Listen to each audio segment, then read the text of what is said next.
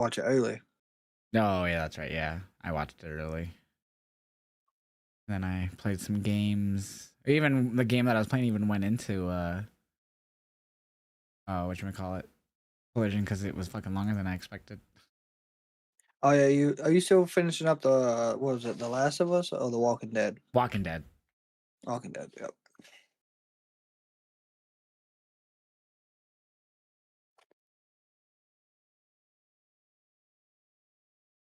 So one thing I did want to ask you, because I've almost got everything set up for the Spotify and Apple Music, I can put on a podcast Sweet. there. The only thing I need to know, do you care about the thumbnail I use for that? Because I gotta have like a overall photo for everything. No, I'm fine. Whatever. Okay. As long I as was it's thinking not about just like taking, MS Paint. yeah, I was thinking about taking where it says like the middle where it says Turnbuckle Talk and it's got our names. And then actually, do I need to fix that? Does it still say Heel Josh or does it just say Josh? It says Josh on my end. Josh and Ryan? Awesome. Because I think you had changed your name right as I got that made. Yeah, because you had messaged me about it, and you're like, "Is this right? Or you want just Josh?" And I was like, "Yeah." Yep. Yeah, so looking back at AEW Collision, Big Bill and Juice, that was a decent match, I guess. All right, so The O'Reilly. Yeah. I went live on YouTube. I think I'm live. We'll verify for you.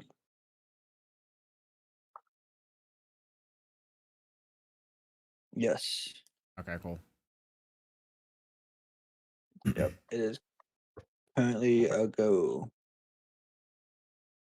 Sweet.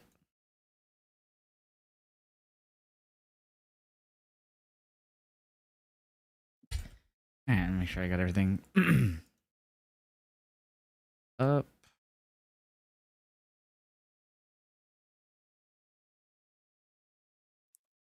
All right, I'm ready to go whenever you are. Yep. Go ahead. Let's hit it. Okay.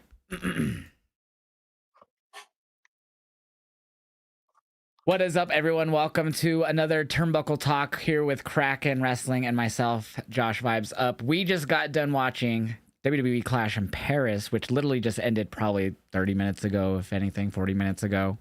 And we're here to review that show, as well as talk about Death Before Dishonor from this past Friday night, and as well as we're going to talk a little bit about SmackDown and Collision. What's up, Kraken? What did you think of the show overall? Without saying too much here, what did you thumbs up, thumbs down? What do you think? Thumbs up. And then some of it was mid, I would say. But Oh, okay. So you think a little bit of it wasn't that good. All right, we'll get more into that. Before we fully get into Clash in Paris, so when I was getting some food here before we went live for the podcast, Fightful Select has dropped a pretty interesting article. And I think we should obviously talk about it, and we'll go right into that match right after that. It's titled Rumors of an AJ Lee WWE Return. So SRS had this to say. He said, WWE sources have indicated that AJ's Lee name has been brought up in numerous pitches internally as of late. Lee, the wife of the current star Punk, has largely been uninterested in making a return to the ring over the past 10 years. Obviously, this is because Becky Lynch in the main event tonight helped Seth Rollins retain his World Heavyweight title. This is why this article came up. All they really say is we can't confirm an AJ Lee return is a go, but sources in WWE said that there has been more traction on it than in the previous years. And obviously, Punk on one of the European house shows did the AJ Lee skip around the ring recently. I don't know if you saw the footage for that, which obviously is AJ Lee skip. So AJ Lee, will she be returning? What do you think there, Kraken? If you had to share your opinion on what you think is next for this story, book us what's happening next after that main event tonight with Becky helping Seth before we fully review the show. I truly think that it's not going to be the main focus yet. But of course, we know WrestlePalooza is next. So I think for the next few weeks, we do have Becky align herself in the Vision, which I thought would have happened a lot sooner. And they're going to start the power couple angle, in my opinion. And they're going to torment Seth. They're going to torment Punk, sorry, for the next few weeks. They'll take him out a couple times, and I think to set it up, I think we will get AJ coming back, and he may not. They may not announce it right away.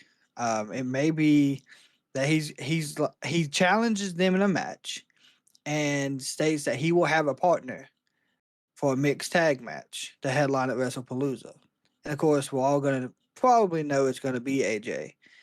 And that's how they would probably spin it, because they are wanting to go into ESPN for their first PLE with something huge. True. I thought it would have been something else other than a mixed tag. I thought it would have happened in the John Cena match, but we'll talk about that when we get there as well. But I think the AJ Lee will be a huge pull for WrestlePalooza and ESPN viewership. I agree. So I have a little twist on what you said. So instead of just what I would do, I like what you said, but I would have, instead of them doing like the whole, oh, I will have an opponent at WrestlePalooza, I think they should have someone within the roster. I don't know who. You pick. I don't know, but just have someone on the roster, but then have them get attacked the night of WrestlePalooza, thus leaving a question mark going into the match.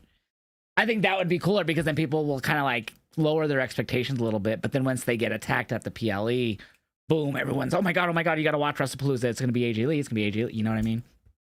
Yeah. I mean, I would say, you could have thrown Roxanne in that spot, because Roxanne and Punk has a little bit of history Yep. in NXT, and I think he also coached her a little bit, so that would work. Definitely would, actually. But I think she's tied in with Judgment Day. I don't know if you could pull her out of that long enough for it to make sense. Yeah, I don't know if it would make sense at all, especially because even at like one of the house shows, I know this is, I guess, non-canon. This is a house show in Europe, but she pop rocks him like back-to-back nights. So, I don't know. I mean, you could pick Rhea, honestly, just to announce it, or anyone. I would say just Stephanie, someone, a top babyface that could align with Punk. For the women's side in that. But yeah, I would love for AJ Lee to come back. I just don't want to get my expectations high, even with this article dropping from Fightful Select and Sean Ross Sapp, which you guys should go subscribe to, because they're awesome and they drop some great news here and there. So yeah, I'm really interested in that. So what did you think of the main event? Obviously, we were talking about it now, so let's go ahead and jump into our review of Clash in Paris. The main event was the Fatal 4-Way. Seth Rollins, CM Punk, Jey Uso, LA Knight. Ended with Becky Lynch getting in the ring, all blacked out, couldn't see her face. It was obviously, once after the low blow, and before she stood up, I was like, okay, that's a woman. And then it was just clicked. It was Becky pretty much immediately for me. I thought the match, first and foremost, was really good. I thought the Fatal 4-Way was solid. I thought it was one of the higher quality matches of the night in ring. I thought the story told between everyone was really good. I liked how they were gonna team up to put Seth through the table, but then Jay followed what Roman said, not teaming up with anyone, and that, everything played out really well, I think, in the end in this Fatal 4-Way. And I was fine with Becky helping. I did think initially it was going to be Ilya. I'm like, oh, they're in Europe. It's going to be Ilya. It's going to be Ilya once they banned Bronson and Braun from the arena. But what did you think? What was your thoughts of that Fatal 4-Way? Yeah, everything in the match happened perfectly. And I honestly think that out of this match, I think LA Knight had the better performance out of everybody in the match. He hit the bigger spots, in my opinion. He took the bigger bumps. And I really feel as if they are transitioning him ever since he came to Raw to be a champion. I mean, he's been there, what, 4 or 5 years now, maybe. Yeah, something like that. And he's not held a title. Not a big one, and I think it's time we get that. And I think we've seen it tonight that that's what they're transitioning to.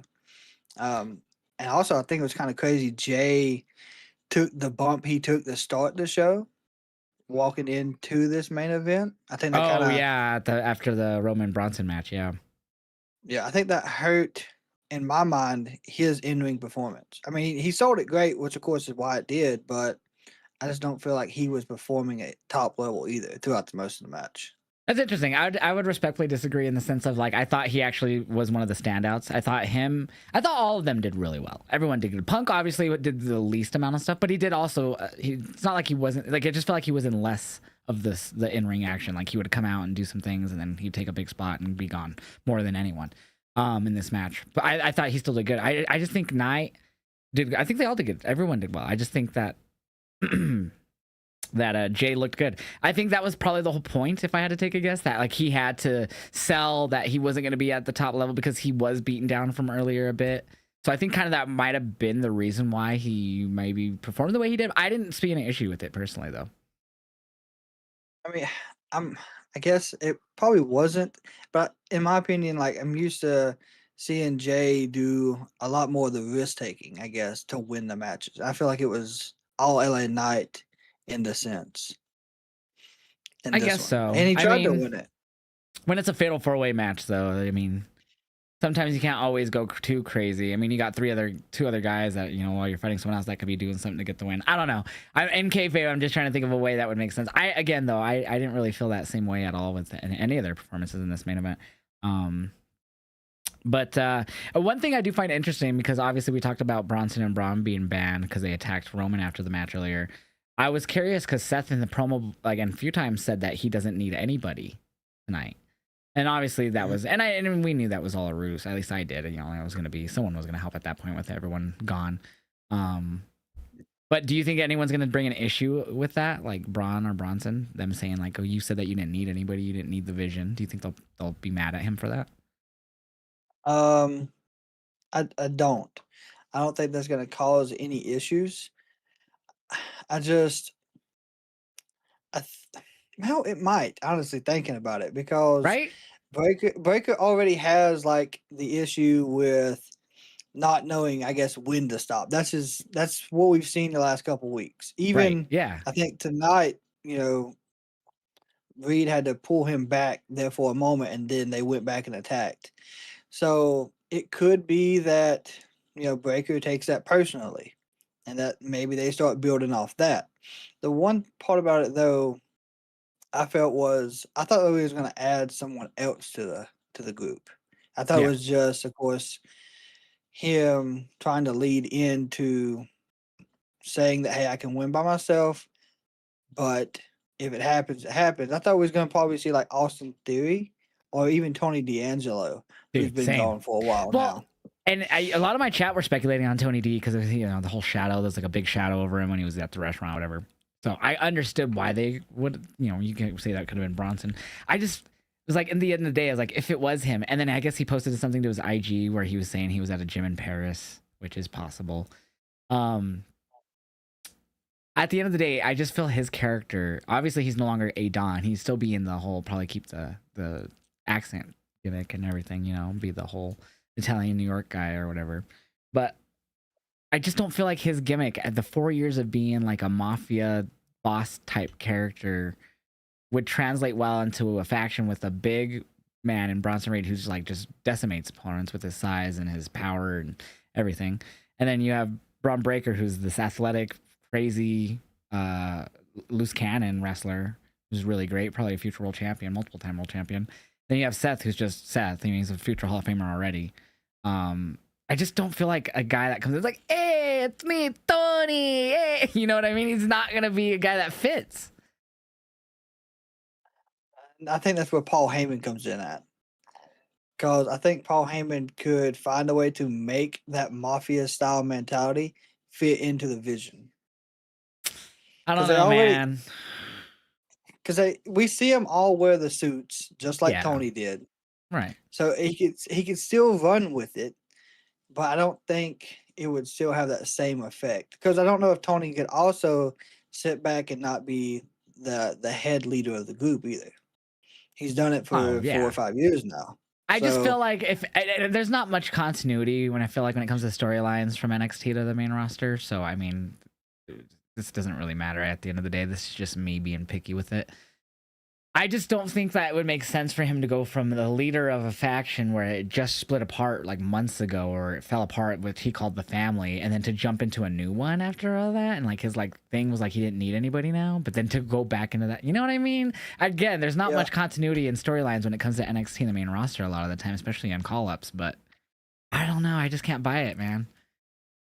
and that's why Austin Theory would be a second best to Oh, I would have the loved it to group. be Theory, and he had the connection to being part of that first faction. Like what, right as COVID hit with Him and Buddy. AOP. And then AOP was a part of it for a Yeah. little bit too. Yep. So I would have been fine Yeah. with that, but obviously, I guess he is dealing with some real injury. I feel like there hasn't really been any real good reports on what's if there is. I missed it on a theory, like I how long hadn't he'll be out and seen stuff. nothing. I didn't even know he Yeah, was injured. I thought it was just part of the story to get them to finally split. it could be.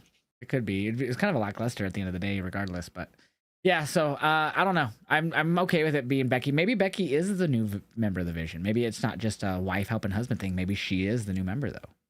That's what I'm thinking. I mean, I'd be fine with that. She would be the technically the first, I guess, woman that's worked with Paul Heyman inside WWE. That I can remember. I know he, you Yeah, know, takes claim. Like I know Medusa and a lot of other women call themselves like a Paul Heyman girl and stuff like that. So, that's true. Yeah, but I don't think he ever worked with her. Like, unless I don't, it might have been WCW if he did with her. But yeah, I'm sure there might be someone that might be able to correct us on that because I don't know. but it But would be a I'm fine nice with her touch being a for member. sure. Yeah, I'm fine if it's Yeah, her as a member. But yeah, good. If you had to rate it on a scale of 1 to 5, like 5 stars, what would you rate that main event and like the ending? a 4. That's fair. That's what I think. I believe that's what I gave it as well. So, what do you want to go to? You want to go to the opening match since we talked about Bronson and Braun? Let's go to that opening match because they got eliminated, or I guess banned from the arena after that match. We'll get into why here now. Rowan and Big Bronson Reed. It was surprisingly mostly one-sided for Bronson. Yes, and that's exactly what it needed to be. So he came out looking good in this match, big time. Roman kind of just did a lot of his big moves to him at the end. You know, I mean, it's all he really had. Basically, that was kind of the story of the match. Is he only could really rock him with the Superman punch or variations of the spear and stuff like that. I mean, he had a lot of other moves too, but like those were the two moves that really got Bronson reeling the majority of the time. Um, but yeah, so he, we said this last time we were on Turnbuckle Talk that we both agree that Bronson should be getting the win here, but they told the story well enough, in my opinion, to where it didn't hurt him to lose. It did not. And obviously after the match, well, we saw first Paul Heyman, he gave up the shoes, the shoe Lafala back to Roman, and then Roman still guillotined him and choked him out. And then Yes. he went and signed the shoes and was throwing them out into the crowd on the announce desk. And that's when Braun Breaker speared him, which was badass. Hence the name Badass Braun Breaker. But overall, everything match, post match beat down, Roman getting beaten down by them, Jay taking forever to come out from the crapper or wherever the fuck he was because he Yeah, took I fucking don't get forever. that. What did you think of it all? It was great. I know I picked Bronson Reed to win this. I've been huge on they need to have Roman put up a Reed throughout this match. And even though he didn't win, it happened throughout the match. Like you said, it took several Superman punches, a spear. He even hit him with a drive by, and it's like it did not affect him enough to Mm-hmm. keep him down. Exactly. Um, and then to end the match, it took a avalanche Samoan drop to beat him. And he didn't hit him with, the spear to end it, Superman punch combo like normal. So it takes those big moves to actually put down Bronson Reed, which I think is great for his build up. As they are probably going to have him as a main eventer at WrestleMania, probably in a year or two. I could easily see. Mm-hmm. But the beatdown afterwards was perfect. It was a great setup. I think the only complaint I would have about the match is it from the bell ringing to the end of the stretcher rolling out and then cutting to whatever promo they had. It was an hour and like 10 minutes. Well, so the match didn't start at the top of the hour though. So the match It didn't, started. no. So they did the whole people arriving to the arena, like the wrestlers. Then they had the intro package, people arriving to the arena, and then the freaking video package for Roman and Bronson, and then the entrances. If I had a guess, because I wasn't looking at the clock, I would say that was at least 12 to 15 minutes into the first hour before the bell rang. Yeah, it might have been. But Maybe 10 minutes, I, but it was not. I don't think that whole thing from match bell ringing to the stretch rollout was that long. I think if I had to go, like if I went back and went to Peacock and clicked, I bet you it's like 45 minutes tops, which is still long. Yeah, maybe it just felt like that because of everything that happened after the beatdown. But I think either way, the match from start to finish was perfect. They sold, and even Roman coming out with the black and red Ulafala to represent his uncle and dad. Yeah, that was perfect too for the storytelling. So the match was 22 minutes just from the match itself, not the beatdown. So the beatdown was, I would say, if I had to guess, at least another 10 to 15 minutes, maybe 10 Yeah, tops. see, So that's crazy. yeah, no, I think a lot of people aren't taking into consideration the video package that started the show. And then we had the welcome to the show, people arriving, the wrestlers arriving, and then we had the whatever the fuck. I think there was like a little talk with Cole and them, and then they went to the fucking video package for Bronson and Roman. Then they went to the entrances, and then it takes a while before they get into. It's like it's literally like UFC events now. You watch Yeah, UFC that's pay true. per view nowadays. You don't. Your first fight's starting 15 to 20 minutes into the show. Like that's when they're in the cage. Announcement's been made. Refs ready to bring them into the middle. It's about 15 to 20 Yeah. minutes. So I usually when I'm like I react to UFC. It's most of the time the big cards, and when I do that, I usually know. I'm like, all right, time for the pay per view. All right, guys, I'll just mute the show. Wait 20 minutes because we're just gonna chat for 20 minutes because I know they're just gonna be doing the same on the show. It's what the PLEs turn into, and that's what I'm interested in the dynamic for what's gonna happen for All Out and WrestlePalooza. I wonder if they're gonna keep that same pace because it's gonna be AEW is gonna keep their pace. Match, promo, match, promo, match, promo. Maybe a little thing after the match, promo, match. You know what I mean? So they have so much different styles, so it's gonna be interesting for that. But I don't know. I don't think it was that long. I don't think it was an hour and whatever you said. Maybe it was just everything in between, but I I felt think like it. after the thing, it was like almost an hour, and it was like 50-ish minutes into the show technically at that point. But I don't think that one thing took that long. Maybe not, but maybe it was just. I think everything that happened was fine throughout the match. Like I said, the build up for Bronson Reed was spot on, and then them taking out Roman the way they did, Mhm. I think that truly builds Survivor Series.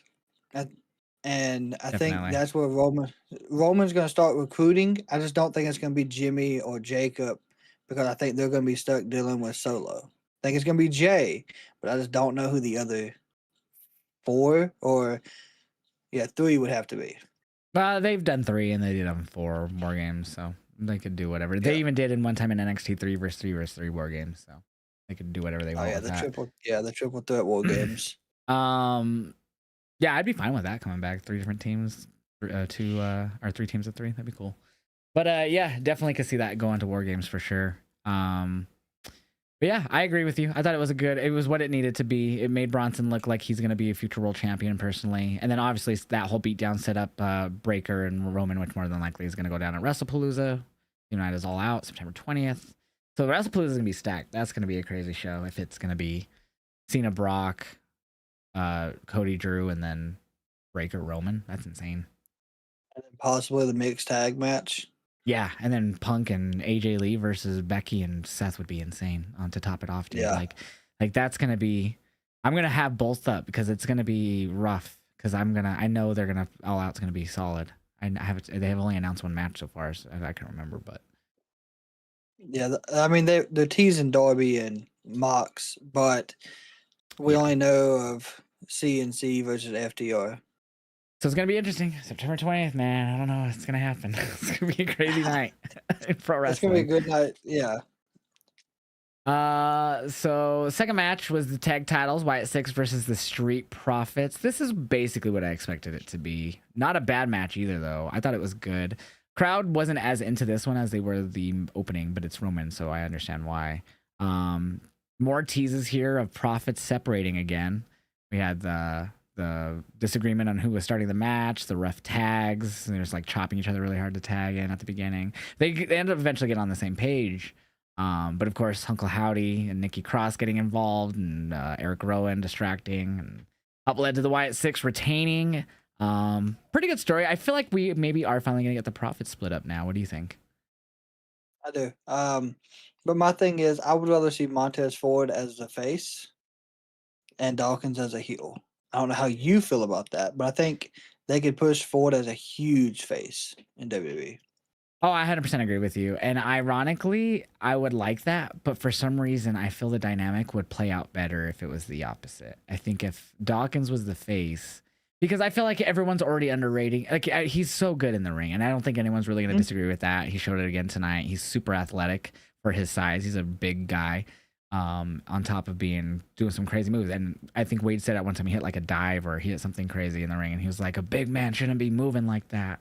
And he looks like he couldn't do that shit if you had to, like you just saw him, didn't know who he was, you didn't know you could do that type of shit, that athletic. And I think just because Montez's personality is so big and he has so much charisma that he could pull off the heel better than Dawkins. I feel like Dawkins, I do think he's not bad on the mic and stuff. I just feel like he would flourish better as the face in the feud for some reason.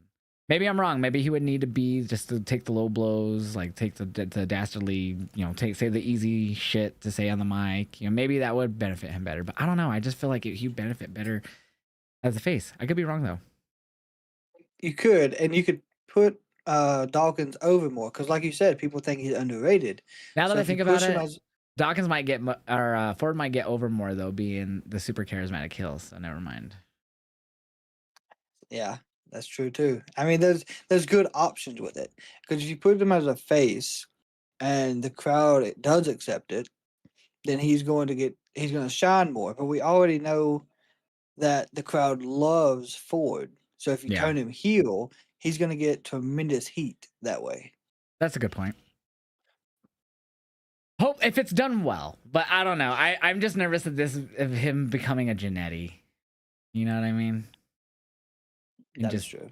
fading off into main Talking event and speed matches on NXT and talking about Dawkins, yeah, that unfortunately. I just don't want Oh, that to happen. I'm nervous for that for Dawkins because he's so good.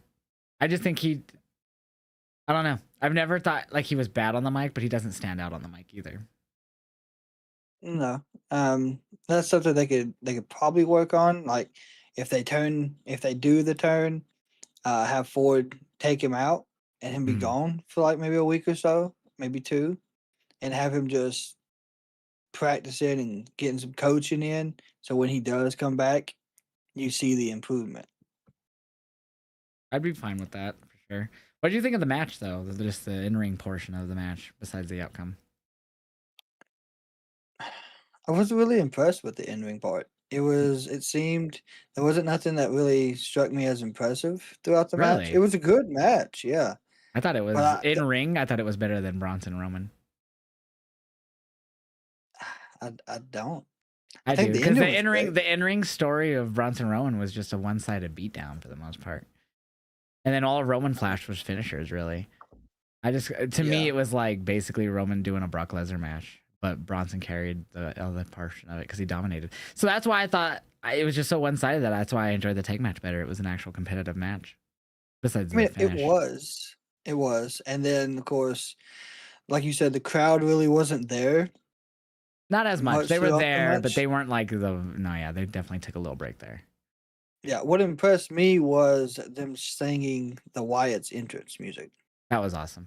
Yeah, they were they if this was like here in the States, this match would have been I would probably would have rated it lower because even though they weren't as it wasn't like they were silent during this match. They were actually into it and chanting and whatnot, but just not as much as they did the rest of the night. It was a bit more quiet for them. Yeah, the in-ring match stuff. But I thought the in But ring yeah, was really good. I thought obviously Profits hit the same things that they kind of always say. Dawkins doing a big dive and Ford going over the turnbuckle, taking out some of the members of the Y. Like overall, but I just thought in ring, if I had to rate the in ring portion, I was like in ring that was a better match than Bronson, like wrestling wise. yeah, I mean, looking at it like that, I would have to agree with you. But I don't know, maybe I was expecting more from the Profits in the match. And then after the match, I was kind of honestly bummed out too because they're building up like we said the turn, and then I was really expecting to see something inside the ring that would continue to question their brotherhood, kind of like Bo did on Friday. Yeah, I was thinking for a second like that maybe they didn't want to do something immediately after the big long Bronson Braun beating down Roman and Jay, but like you could have done something really quick, like just have them like one of them, like, do the whole thing that they did with what they're doing in AEW with the conglomeration and Paragon. Have, you know, Montez and Dawkins about to shake hands with them, and then one of them just rolls out. And the other one's like, "What Yeah, the fuck, my rolls bad, out. guys," and then it shakes them hands like, "I don't know what's up with him, my bad." Like, then goes Yeah, out and or chases them even down or something. Who, I don't know who would do that, but I don't know. You could have did something. I agree. I did expect it, but at the same time in my head, I was like, they just did the Roman beatdown. Maybe they don't want to do that yet. Maybe they'll do it on SmackDown where they know they'll have a bit more eyes on the product that night. It's on TV instead of that's pay per true. view or PLE.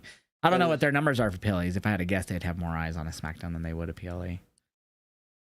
Yeah, maybe right now. Yeah, even and then even when it goes to ESPN, it's probably gonna be low. But yeah, I don't know, for some reason this one didn't impress me as much as the rest of the card did. That's fair. Th- That's This isn't definitely my fair. lowest match of the night though, for sure. But Yeah, I thought it was great. I thought in ring it was really good. I gave it a 3.75 or oh fuck, I read it. 3.5 stars is what I gave it out of 5. yeah, I give it a 3 for sure for everything that happened, throughout the match. But just I don't know, I kind of got lost in this one as well. That's fair. It ended with what we kind of expected though. Wyatt Six getting involved, you know, kind of classic, you know, heel ending. So nothing too crazy at the end, but I thought it was a solid match. This is the match right after it that was definitely the weakest, and it's unfortunate because the build was really solid in my opinion. Becky and Nikki for the women's intercontinental title. They had some pretty good back and forth on the mic the last few weeks leading up to this. I think Becky's had the best mid card title run in the WWE in 2025. She's made that women's IC title feel more important than any other mid card title ever this year, in my opinion. But this match, they just didn't seem in sync. There was a big botch where she went to go do a kick or a knee off. Nikki went to go do a kick and knee off like the second rope. Becky was too far away. She went for it, didn't connect. Becky slightly sold it. I don't know if you want to call it that. She like grabbed her head afterwards, but then just went after Nikki. It was really awkward. Yeah, what do you think? So I hate to say it, but they uh they sold this one great leading up to it, like you said. But I think the match kind of did not keep the same momentum as what was built up, and I don't know if maybe that's just due to not having a lot of in ring time together.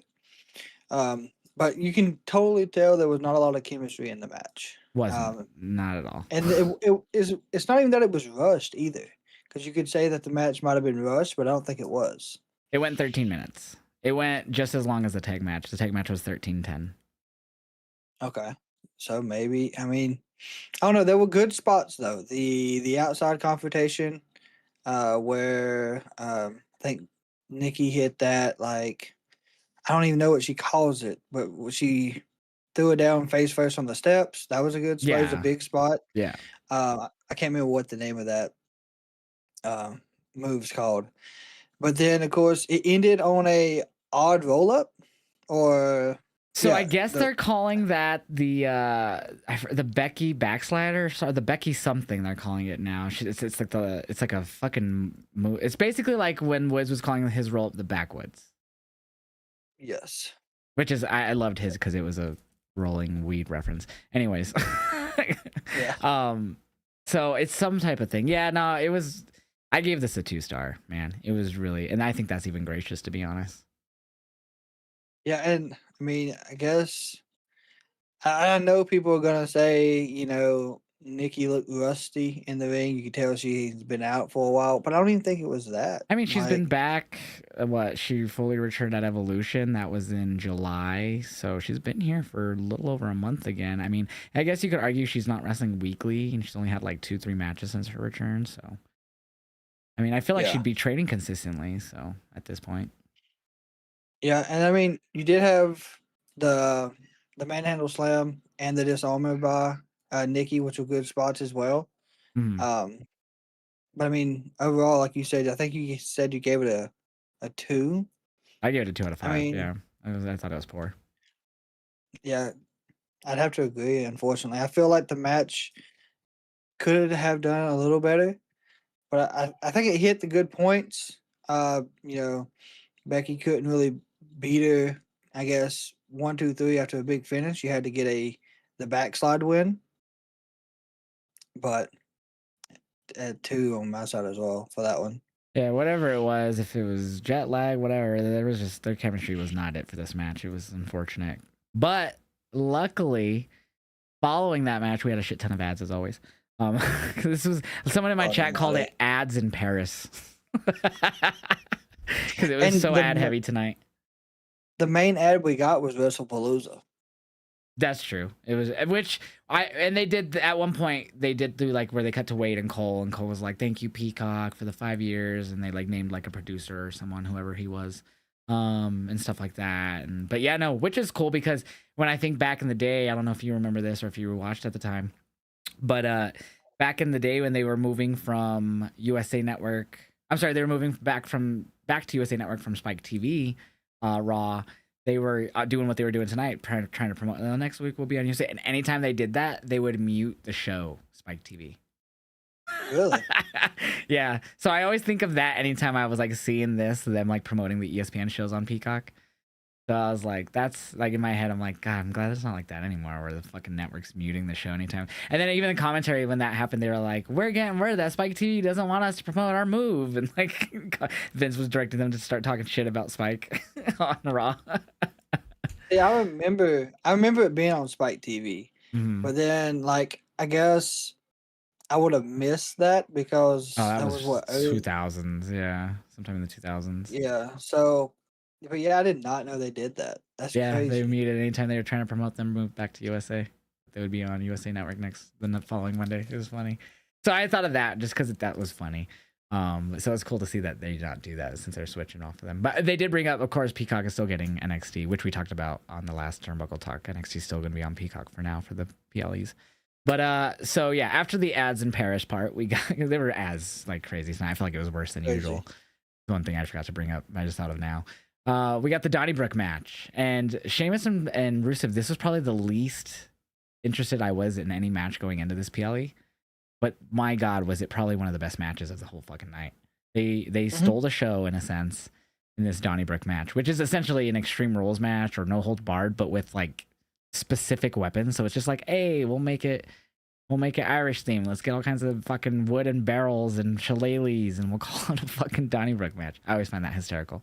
But no, good match. They fucking used the barrels, which were shaky as fuck at one point. They were standing on top of it, doing an accolade. Jessica Carr eventually goes and tries to hold them as best as she could.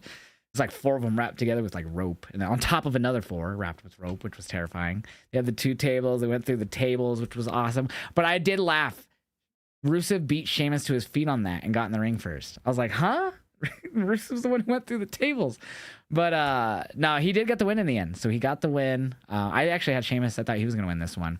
But they used a ton of weapons. I think, was there some blood in this one? I know Logan was busted open. I don't remember if there was blood in this one now that I think about it. But That was a Logan match, but there should have been in this one. I don't know if you caught it when Sheamus is going to do that white noise off of the whiskey barrels or whatever they called them. If you seen from top of his shoulder down was like purple from no, where he I was didn't getting notice beat that. with the kendo sticks and stuff. Yeah, it looked, it might have been the way the lights were, but it was bad. Like this match, honestly, I was surprised there wasn't any blood in the match. That is surprising because they use the tables and they use the shillelagh, kendo sticks, chairs. They used basically everything that was available to them. A damn bar. Yeah, they removed the prime hydration station and made it a bar, which was pretty funny, I thought. Yeah. And it got a good time. It got 20 minutes this match. It didn't feel like 20 minutes. I'm not gonna lie. Now that I pull it up, yeah, it's 20 minutes 8 seconds according to the Wikipedia. But yeah, really, really good match. After it happened, I called it the match of the night at the time, especially after that Nikki and Becky match. But no, overall, what's your thoughts of this? Rusev gets the win. I was surprised by that.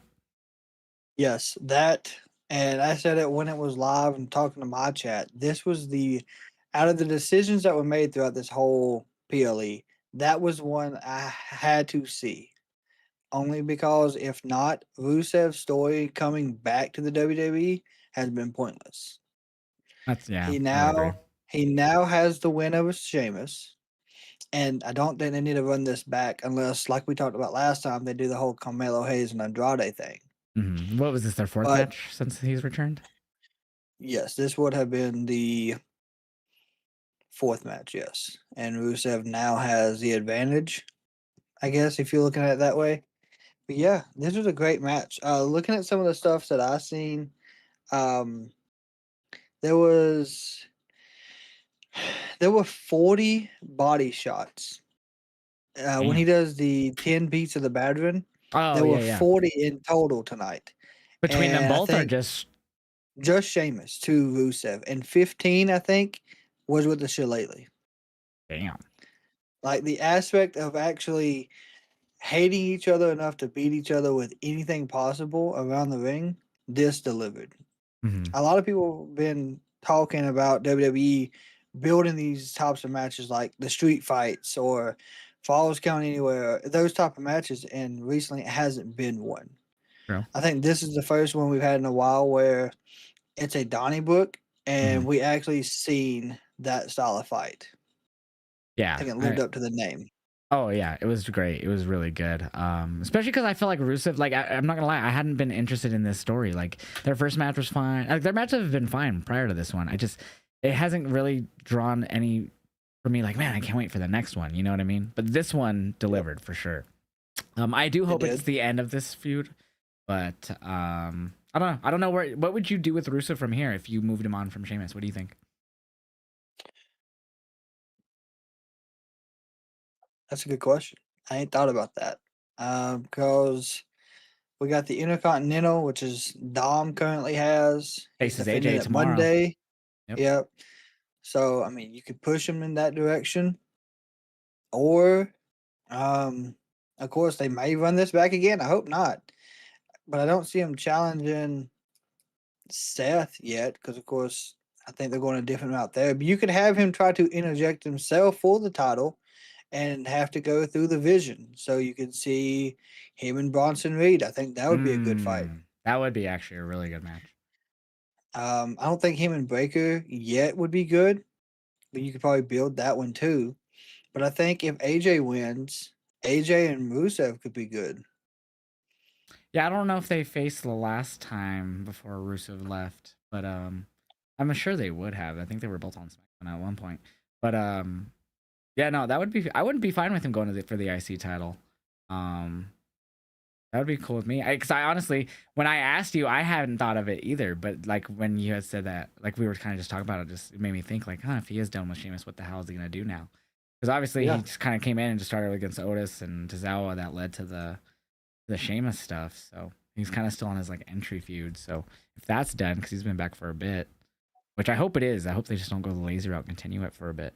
I hope they don't. But yeah, yeah. I'd be fine with him going after the IC title. Another thing I hope don't happen, which it might. I think his last. I think Rusev took out Otis. I know. I think Otis returned to that AAA pay per view. Um, Yeah, they might have that as a rematch just to kind of wait and see thing. Like yeah, the casino but from a Raw. if they don't, I think Rusev takes this Monday off.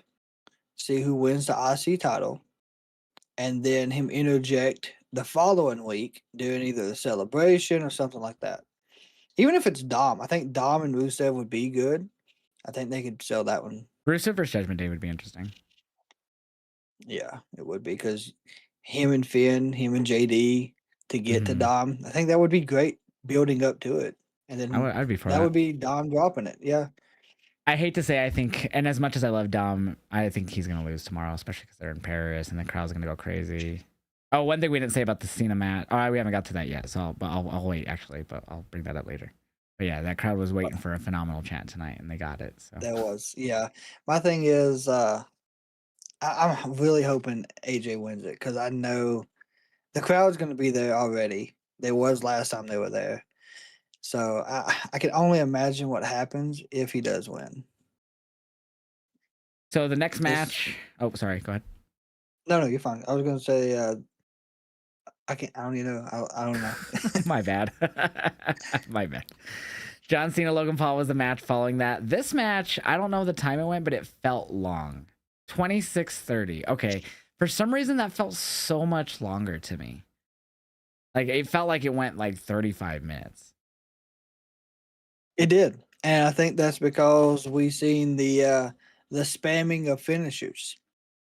Yeah, I hated that Logan Paul kicked out of 2 AAs. That irked me. Just because I get it. He's been wrestling since like what, 2021 now or whatever it was, 2022 whenever he started coming in. I don't remember. WrestleMania 38 was the earliest memory I think of him wrestling I have. But like I don't know what it is. And as decent and not bad of a wrestler as he is, it just irked me that Logan Paul kicked out of 2 AAs. I guess the story is that John Cena's obviously in the tail end of his career, so not everyone's gonna, be able to get put down with 1 AA. It was the way I was trying to tell myself in my head, but I was like, this man kicked out of 2 fucking AAs. I mean, 2 AAs, the Styles Clash. Which is I what think at prompted one those point, phenomenal chants or whatever they say. yeah, I don't know. Yeah, I know Phenomenal's in I think there. it sounds like they're saying like if it's in French, I have no idea. But to me, if it's in English, it sounds like they're saying he is phenomenal. La, la, la, la, la. That's what it sounds like. I don't know. I think it That's is what in it does French, sound but it like. sounds like to me. And if I'm gonna laugh if that's actually what they're saying, but in French. But I love that chant, so they got it tonight. I think they did it at another point, but that wouldn't make sense for them to do at that point when he hit the Styles Clash. But sorry, continue. I just had to bring that up. Oh no, you're fine. And then I think he also hit like at End of Days. We That's right. seen we see a zigzag from Logan Paul. Yep. There, there was a ton of finishers in this match, There's the end of days. and There was the zigzag, and there was one other one that I can't think of. There was another one that happened. and right here it says Cena pulled out the rare angel wings. I don't even Oh know what. yeah, Christopher Daniels Angels Wings. Yeah, so he Yes. Angel Wings. He also hit a code red. He Yep. also did the springboard stunner, which I feel like I haven't seen much of lately. Yeah. And Yeah, then Logan hits the buckshot lariat. I like Logan's better than I'll ever be as a wrestler. I know I kind of shout on him just now. I don't mean any like actual harm towards him or like I'm not trying to be a dick, but like it looked like his knees were ready to give out both times. Yeah, they were. I seen Mine that would too. have, but I'm just saying. And I don't know if you've seen it while we was getting things ready for I guess the review here. But did you see what Max MJF put on his social media? No, I didn't. Russell Talk posted Logan Paul hits his buckshot lariat, Mhm. and Max said way better than the crooked coward cowboy. Jesus, of course he did. Fucking So Max. I thought that was nice him acknowledging that. But yeah, I think the reason it felt so long was just all the finishers. But I think the match was good. I think John Cena I put agree. over Logan Paul. Yeah, no, it was really good. I was surprised that Logan didn't try to cheat. Didn't try to use a weapon, didn't have any manager hand him brass knucks. Nothing. That was a very rare Logan just wanted to fight Cena. So Yeah, I think this I'm was glad that they didn't go that route, honestly. Like after like I didn't think about it until after the match. And I was like, I'm so glad that they didn't try to have him cheat. Holy shit. yeah, it was one of probably Logan's best matches since he's came into WWE. Um, and it was a clean match, which is a first. Oh yeah, yeah, definitely. That was the most surprising I think out of that. But yeah, good, really good match. I don't think I said the ratings for the other two matches, but for this one, I gave this one a 3.75 out of 5. That was really. I think I might have given it 4. Oh, hold on, I have them right here. I use that Dropkicked app, not sponsored by the way, but it's like an app where you can like rate matches and review matches and events. And I gave it 4. Give it a 4 out of 5. Yeah. Um, yeah, match of the night for me, so it would have been the Rusev match. But yeah, I gave this one a 4 as well. Yeah, I gave Sheamus Rusev a 4. And I did say Nikki Becky. I give that a.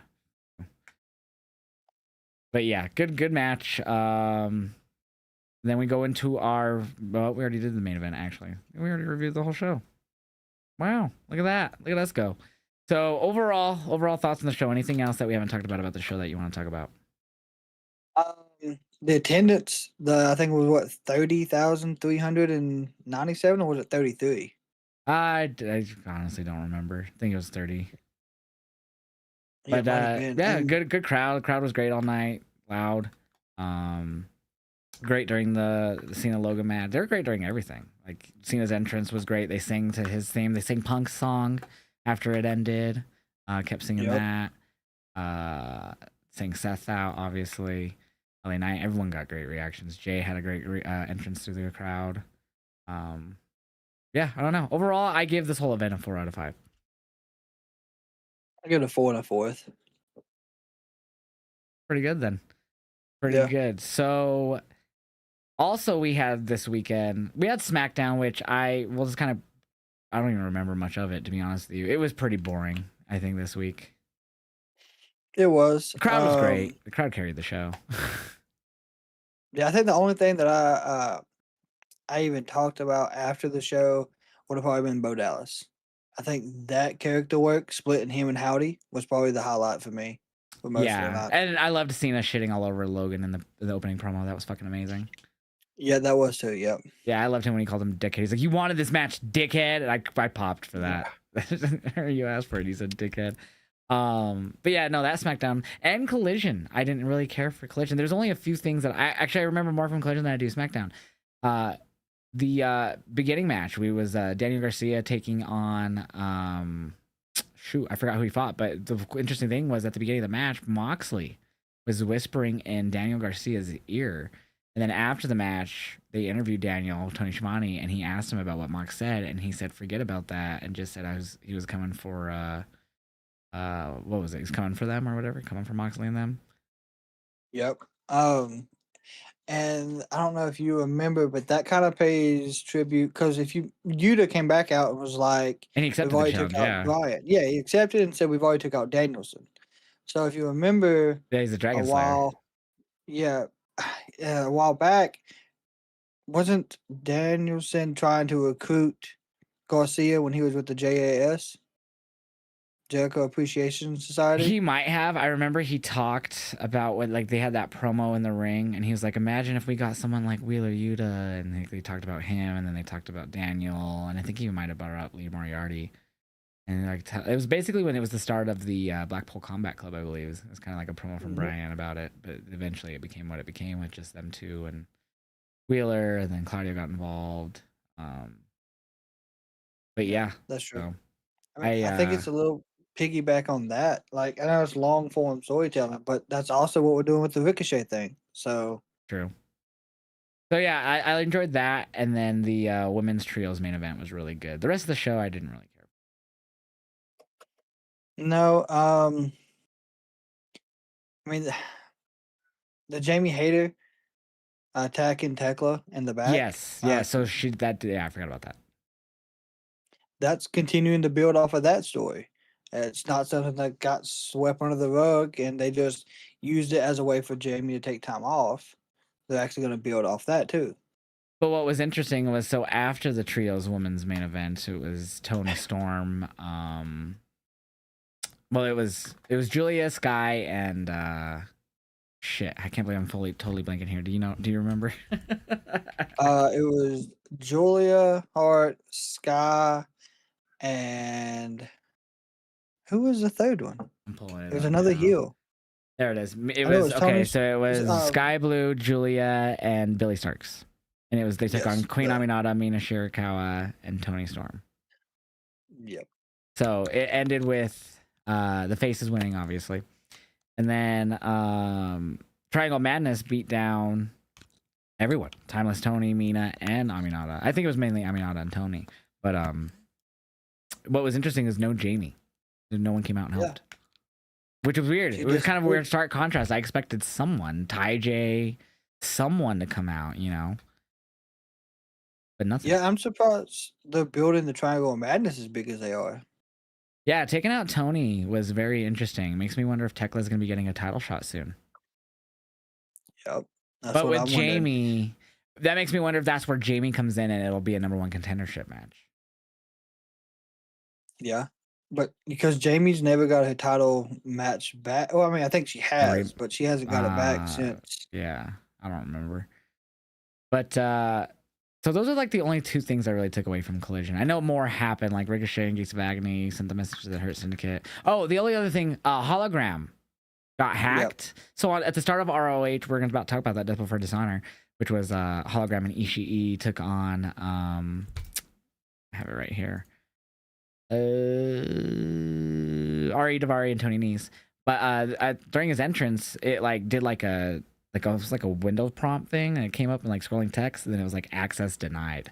So that never led to anything during Death Before Dishonor, but then on Collision during his match after he won with Ishii, that's when the text happened again, and it said like device cloned or something like that, and then it showed like a dark hologram, like wearing all black. Yeah, glowing. Black, yeah, glowing red too. Yeah. So is this hologram playing a dark version of himself, or is this like a Sin Cara storyline with a dark Sin Cara? I'm hoping it's a story.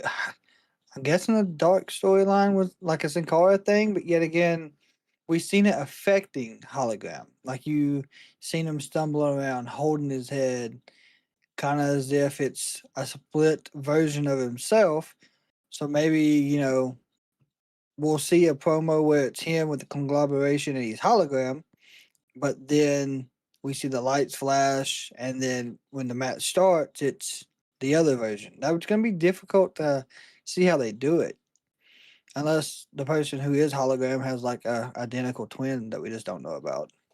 Yeah, it's gonna be interesting because if there's gonna be someone else playing him, the only person that I think that could pull it off, that could be probably the same size and like not have tattoos and stuff, would be KJ Orso, the former Fuego. Yep. Like I'm sure there's other people, but like that could do the same type of style. Like, you know what I mean? So I don't know. It could be where he just turns dark, but at the same time, one has to wonder, why is he like 30-0 or 31-0 in singles matches and not have any type of title match?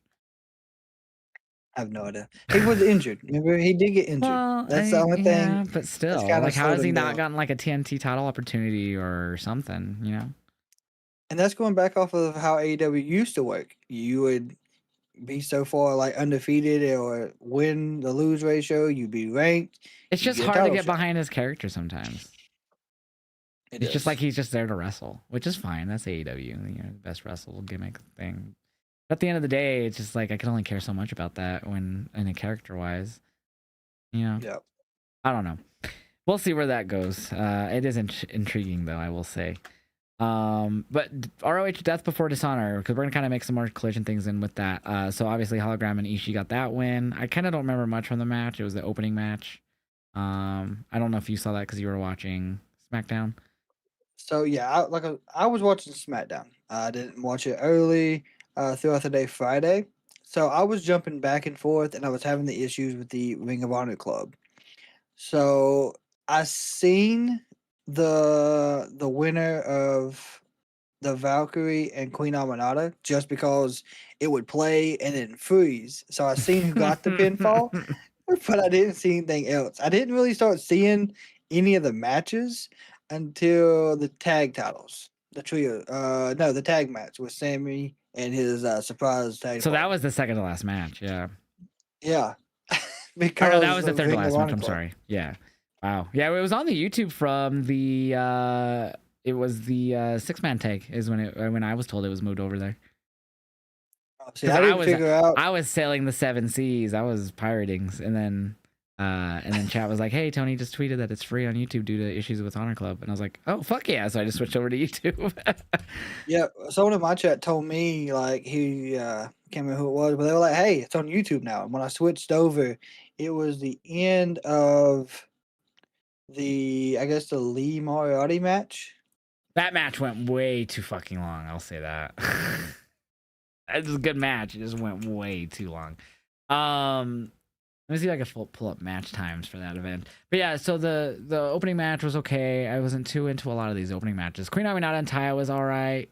The 6-man tag was good. I actually really enjoyed Shane Taylor versus Sons of Texas, which was just Sammy, Ross Von Erich, and Marshall Von Erich. It was interesting because it obviously set up for later in the night with the tag titles. So Sammy was going to be having a mystery partner, and they were basically teasing it to be one of the Von Erich brothers. But they lost the 6-man tag titles to the Shane Taylor Promotions, who were massively over. Sammy and the Von Erichs were getting massively booed anytime they had any offense. Good 6-man tag though. I really enjoyed that. Um, Really good tag match at one point between Mike Bennett, Matt Taven. The Kingdom took on Lee Johnson, Blake Christian. I thought this was really fucking good match. I guess they're going by the swirl now, which is hysterical. Lee Johnson and Blake Christian. Um, Yeah. so See that? that was really good, and that was the Kingdom's return. Like they haven't been on anything for a while, and they looked great. Yeah.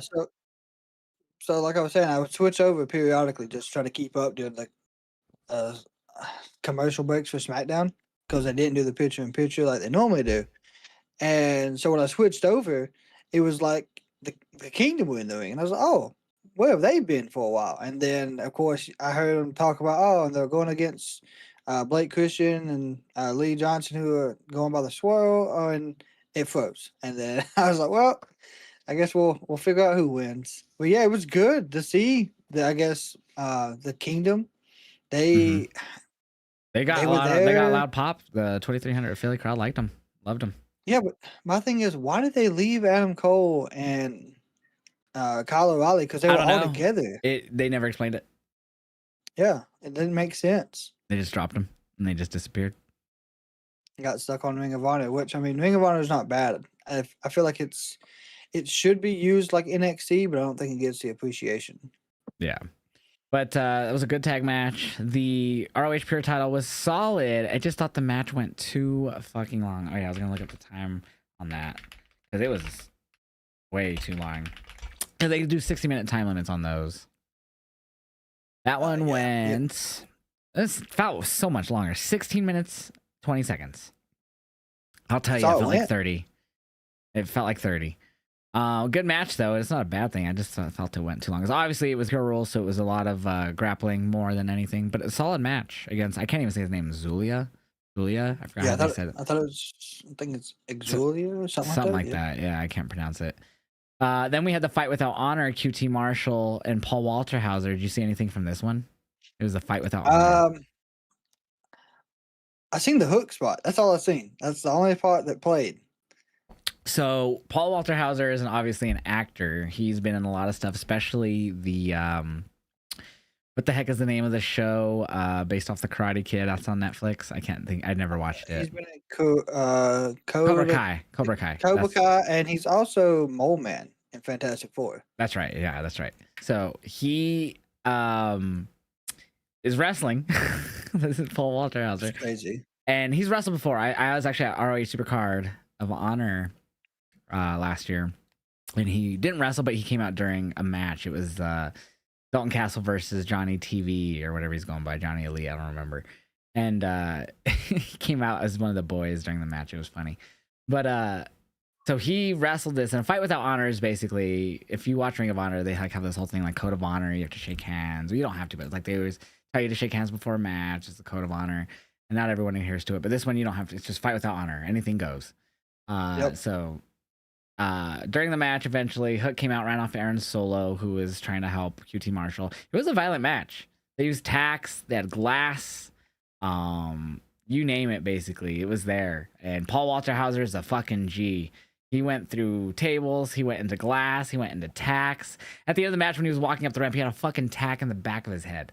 Like, that you could see in the back of his head. It was fucking mad. It was way better than I anticipated. I was not looking forward to this match at all. Because A, don't really care for QT Marshall. B, actor part of this match. It was fucking crazy. It was amazing. If you want to see some just crazy bullshit in wrestling and have a good time, this is a match I'd recommend. Yeah, I did see the spot where QT Marshall got power slammed into the glass.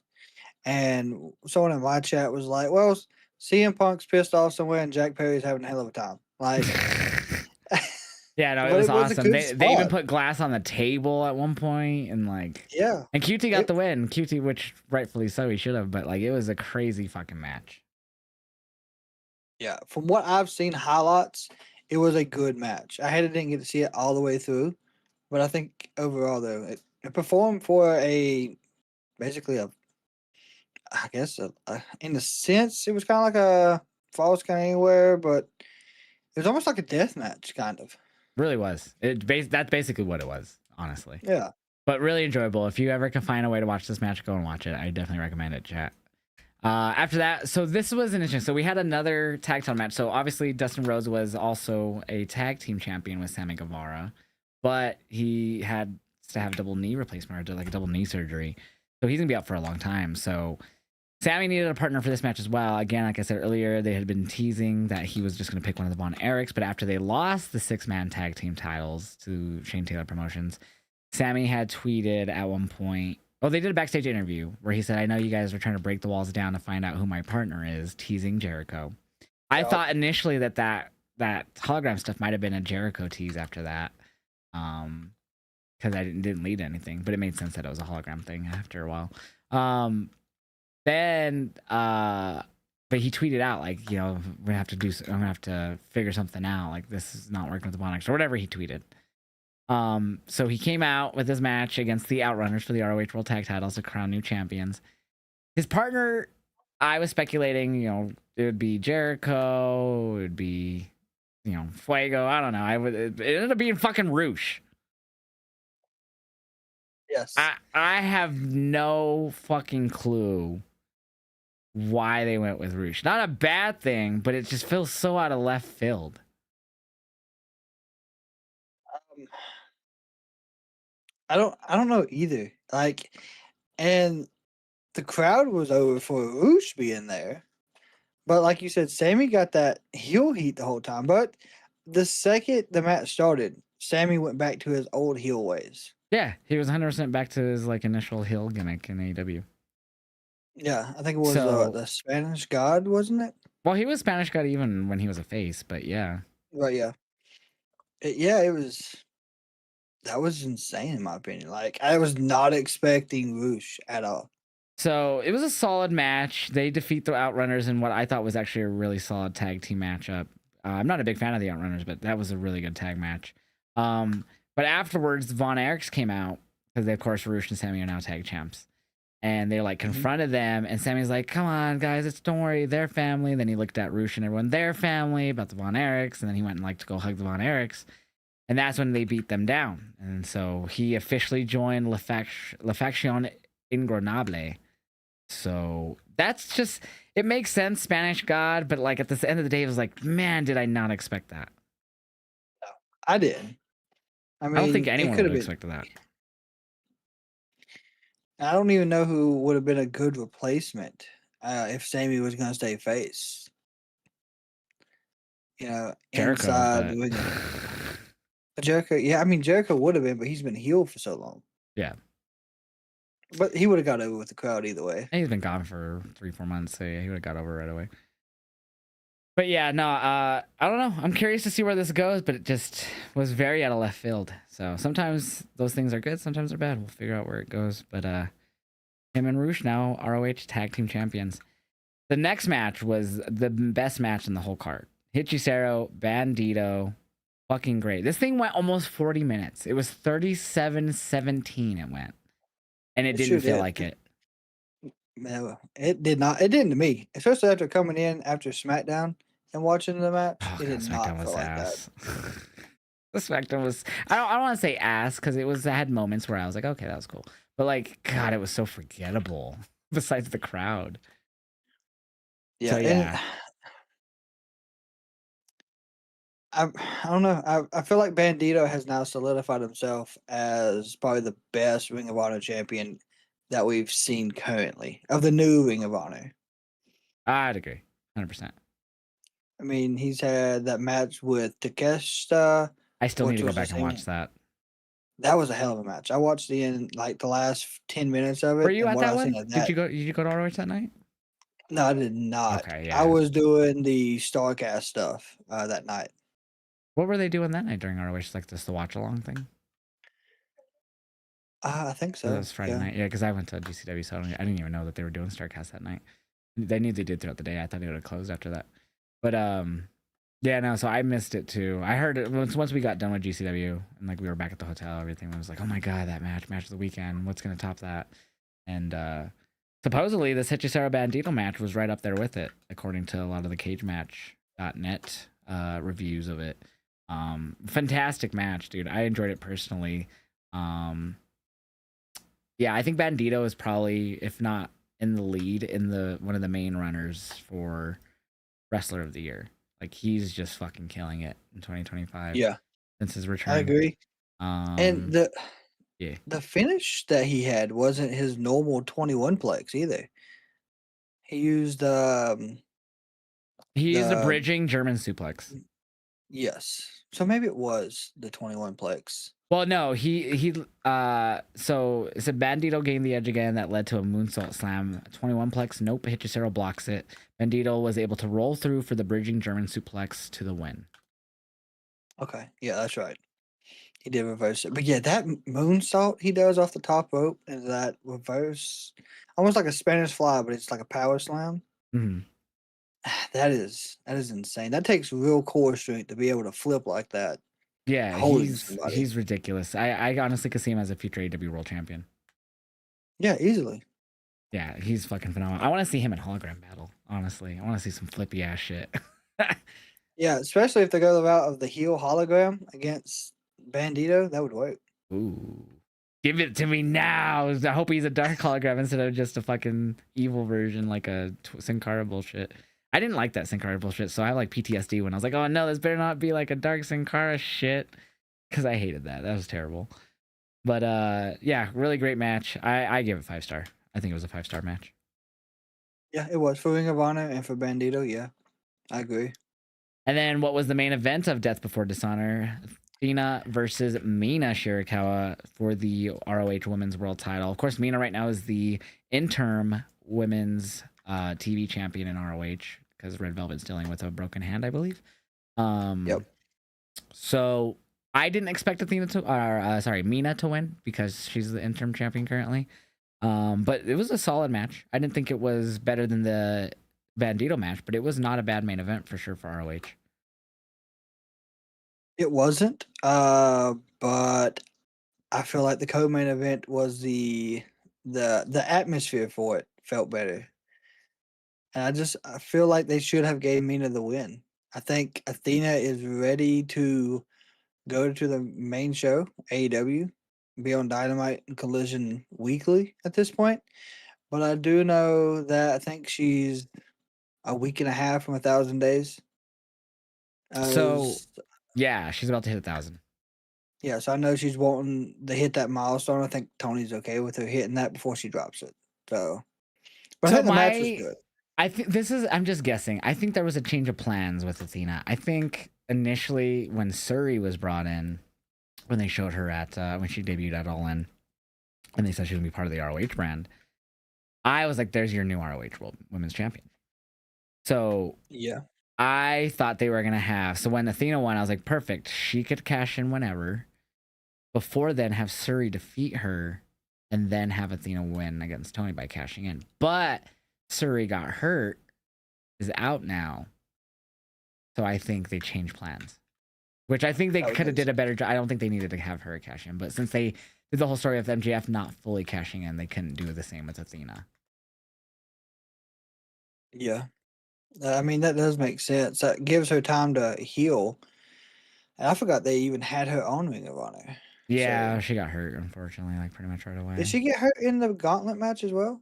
I have no clue, honestly. Might have. But yeah, so that was my prediction, but I still could be wrong, and that was the idea. I don't know, because I find it funny that they'd bring her in knowing she was hurt. You know what I mean? That is true. If they knew she was hurt, that's kind of crazy.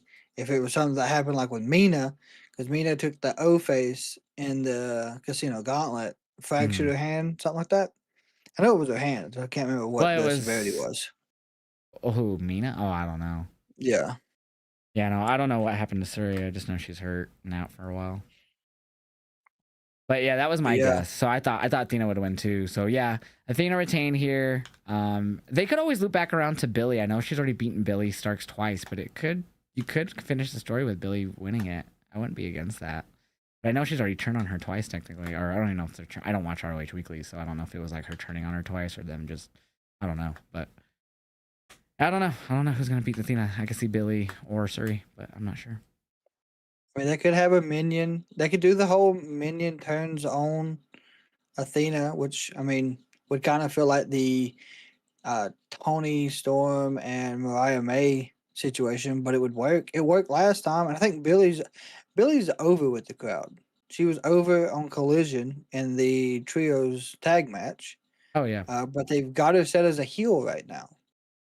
true. I mean, she's been a heel with with Athena, so I don't know the full story. I don't watch ROH Weekly, so I couldn't keep up with it all. Besides seeing the video packages that I've seen, but Yeah, yeah, I don't know.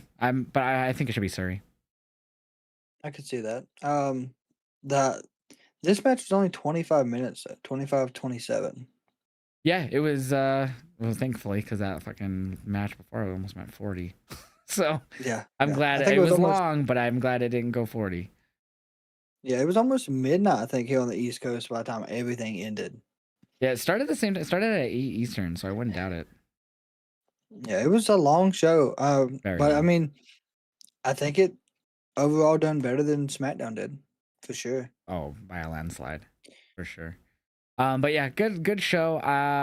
If I had to rate the whole Death Before Dishonor, I'd give it a solid 3.5 out of 5. I think overall. Yeah, for what I've seen, I would give it a 3. I didn't get to watch the whole show, of course, because of the the Ring of Honor TV club cutting in and out. But Yeah, I mean, the Queen Aminata winning, teasing her and Palazzo. I think that's gonna be a good that was match. interesting because Diana hasn't even won her a qualifier yet, so I thought that was rather interesting that they made her show like a cockiness before she even wins her match. Takes on Um, I forgot who she faces actually, but yeah, she hasn't even won her match yet. That is true. She hasn't. But yet again, I wonder, she's showing the cockiness as she's already going to be in it. And of course, I don't know if you know, but she said that Oh, she faces she's Trish going and Adora. finishing. Oh, yeah. Unfortunately, she's going to get that win. Unfortunately, I hope she wins this whole tournament. Well, I mean, yeah, I know, but I would like to see other people, I guess, kind of get put over. But Perazzo, she deserves it. Yeah, Even I Deonna's think she great. needs to be on the main roster. I think they kind of fell flat with what they were doing with her and Valkyrie on Yeah, I Collision. have no idea what happened with that, but it just kind of stopped. But yeah, good week. I guess, or you say technically weekend, because we just talked about all the things that happened this weekend. What was your favorite thing that you watched this weekend, wrestling wise? Uh, Over the whole weekend. Yeah, Mm. Collision, SmackDown, Clash, Forbidden, or not Um, Forbidden, Death Before Dishonor. I know you didn't see all of it, but I know it's gonna sound crazy, and people in the comments are gonna probably eat me alive for it, but the Bandito match. I don't think anyone would disagree with that. That was the best match this weekend by far.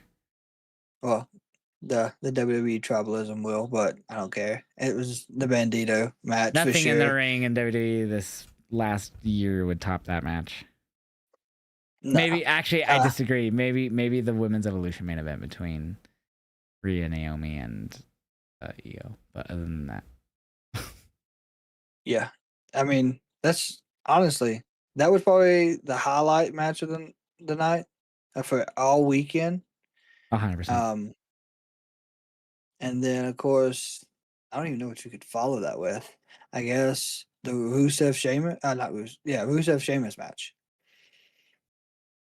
I would say that. Yeah, I mean, yeah, I would agree with that. I thought the Fatal 4-Way was like really close with that. I really enjoyed that. Yeah, it was good. But yeah, I would put Rusev and Sheamus behind Bandito and Hechicero. Good weekend of wrestling. Is there anything else that we haven't talked about? I think that was basically everything for the weekend, huh? Yeah, we covered, of course, at the start of the show, the AJ Lee speculation now because of what happened. I don't think there was anything else that happened, but there was a lot of wrestling either way. Yeah, there's so much wrestling nowadays. We're living a great time for pro wrestling. Oh, yeah, absolutely. But yeah, man. Shout yourself out. Tell people where else they can find you outside of the podcast here. So of course you can find me elsewhere under the same name, the Kraken Wrestling, on Facebook, Instagram, TikTok, Twitch, and Kick. Live reactions and posts there as well. And then yeah, and on X as well, X, Twitter, whatever you want to call it. Yeah.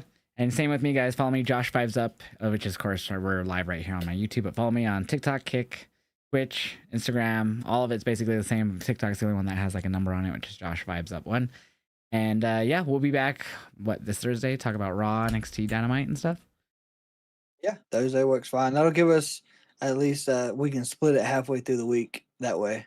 Yeah, definitely. And then we'll see. I don't think there's anything going on next weekend, is there? When it comes to WWE, AEW, TNA? No, because next weekend is the 6th. So we got 2 weeks till WrestlePalooza And All and Out. All Out. I don't think TNA's got anything in Oh, is between. there? When is the? Oh, When AAA. is It's AAA? When is that? I think it's the 12th. I think it's a Saturday. Okay, so it's not next weekend. Okay, cool. Let's see. Yeah, that's you're right. It's that weekend. It's not. It's the next weekend. So we have 2 weeks till that. So we're good on the events for now. So that's good. So we'll kind of go back to a normal routine, which is good because I've had so much going on lately. There's been a lot going on pay-per-view wise. I know last week the doubleheader, and then this week, I mean, it was just one, but of course there was a lot going on getting there. Yeah. So we got Raw, NXT, Dynamite, SmackDown. And then of course TNA. I don't watch TNA in the weekly currently. Yeah. So and then of course Collision. So all right, yeah, I think that's it. I think we covered as much as we could for today. So we only went about an hour 15, I'd say, because we kind of talked for a few minutes before we fully went with it. So hell yeah, let's go! We did it. we did a good timed podcast. If we split them every week, I think we could cut it really good. Especially because we just glazed over SmackDown and Collision because they were kind of meh anyways. So. Oh yeah, absolutely. I hate that we're mad because, of course, the go home show for Clash in Paris, but And Clash ended up being pretty solid. So. I think it was burnout. Because they had everything last week as well. Probably. But appreciate everyone watching, guys. Thank you, everyone. And we'll catch you guys on the next time of Turnbuckle Talk. Bye, everyone.